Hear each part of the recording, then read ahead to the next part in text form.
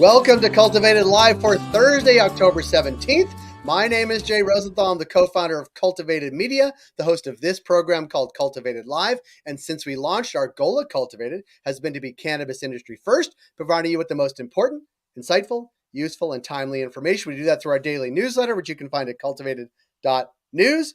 We do that through this daily live stream, which is called Cultivated Live. So please follow us on LinkedIn, subscribe to us on YouTube, but most importantly, get our newsletter in your inbox every single morning. And then join us on Thursday mornings at 10 a.m. Eastern for my virtual sit down with Krista Raymer from Vetrina. Krista, welcome.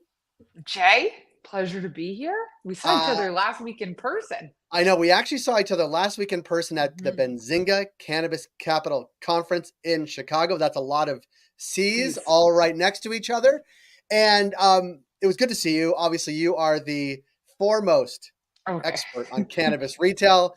That's how I would have described you at Benzinga when you were on stage moderating a panel. I think you were talking about visual merchandising.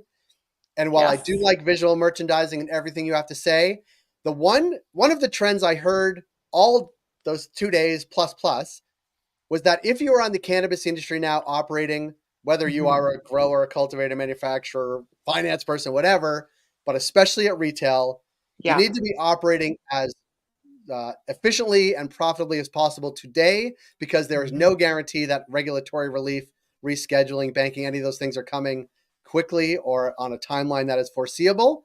Yep. Is that one of the things you heard as well? It is. I mean, I think it's been a shift over the last 5 years. If we were to go back and have a conversation or review our conversations from when we first met, I think like we were talking about how do we operate within the environment that is today and also protect ourselves for the future. And I think what people are focusing on right now is not just top line, what does it look like as share of market, but also what are the financial outcomes of that share of market? And those aren't always the same thing. Yeah. And so you moderated a panel, I moderated a panel. It's like they put the Canadians on the moderation roles at Benzinga, which I'm fine with.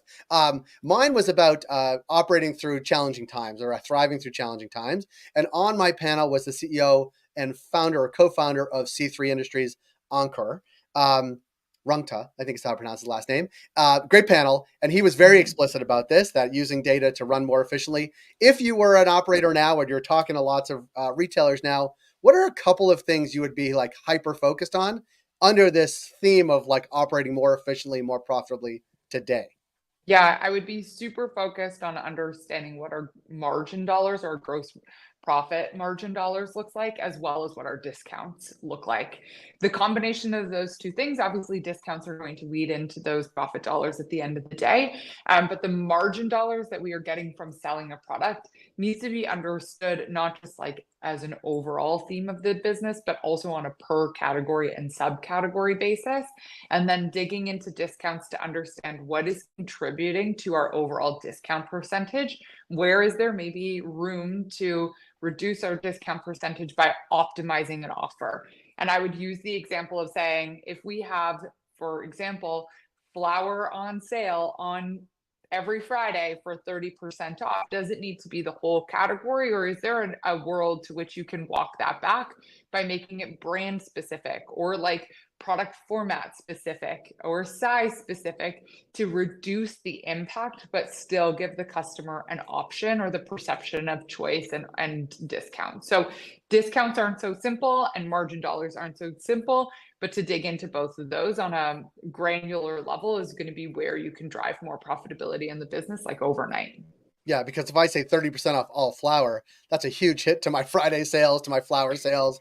People may alter their shopping to shop on Fridays. But if I say 30% flour discount on Fridays on, packages over 14 grams, for example, like whatever that is, you limit the impact, but still can offer the offer and drive sales, just not continue to take gut punches every Friday. Yeah, and even that, like that's a really good example of, let's say that you offered a discount off of a large format product on a Friday. At the end of the day, you might actually make less margin dollars on that product and selling it, depending on what it is, than an eighth. And so the example of this is like, let's say an eighth is $20. Let's say you have because this is very timely.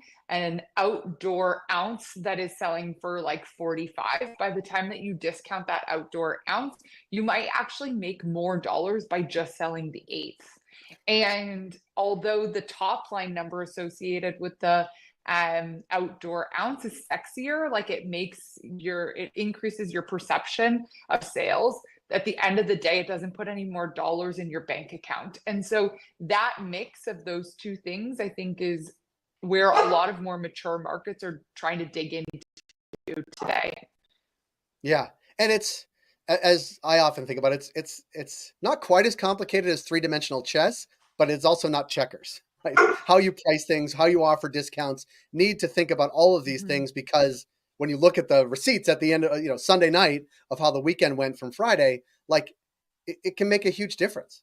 Yeah, like you could literally have a week where you do $1 million across a bunch of stores and generate $350,000 in terms of gross profit dollars, or you could generate like $900,000 or $800,000 in terms of net revenue and still walk away with the same amount of gross profit dollars. And so that mix and understanding where the profitability is on a per unit basis that then rolls up into a per transaction basis that then rolls up into a per category, subcategory basis is really important. Yeah. And that analysis is important in an ongoing way, because then you have to factor in, the customers that come in and on the volume that they come in and when they come in and what they're looking to buy. Because everything we just said may be great, except if nobody ever buys an eighth in your store and people only buying large format, you have to reconfigure sort of how you think about those things. Yes. I think what I've learned from you, and I say this, I think every week, is that it's never quite as simple as my mind thinks it is. But another level of analysis or insight might actually it could be the difference between profitability and going under. It's just like digging into the reason of like, why is that number the way that it is? Then it's controllable and you can make a choice about how you want to manage it. Yeah. And this is one of the big themes of the Benzinga Cannabis Capital Conference, was that multiply this times every, retailer in the country, multiply times, the MSOs that have many, many stores, and then the sort of upstream, what it means for brands and cultivators and processors, manufacturers, for edibles brands. Like all of those things matter to how you factor into how it reaches store shelves, the pricing, the discounts, and relative the success of any sort of given market. Yeah. And like, then do the budtenders and your customers understand why we're selling it the way that we are? Like that to me is, the numbers to me feel like the easy process. It's actually making sure that you can translate it all the way through to the stores is the most difficult part of this entire process. We'll tackle that next week. The difficult stuff to tackle next week. This is how I also approach school. We'll tackle that next week. This week we're gonna focus on pricing, margin, discounts, all of that. Krista, we're gonna keep it short today, but I appreciate your time as always. It was nice to see you in person. Nice to see you this way too, but in person is always nicer. And thanks for making time this morning. Thanks, Jay. All right, that's it for today. We'll be back tomorrow with our Reporter's Notebook with our friends at MJ Biz Daily. Tomorrow we have Chris Roberts coming on. We're going to be talking certainly about the political landscape in the States and how it affects cannabis. And certainly this week it does. Krista, thanks so much. Thanks, Jay. All right, see you.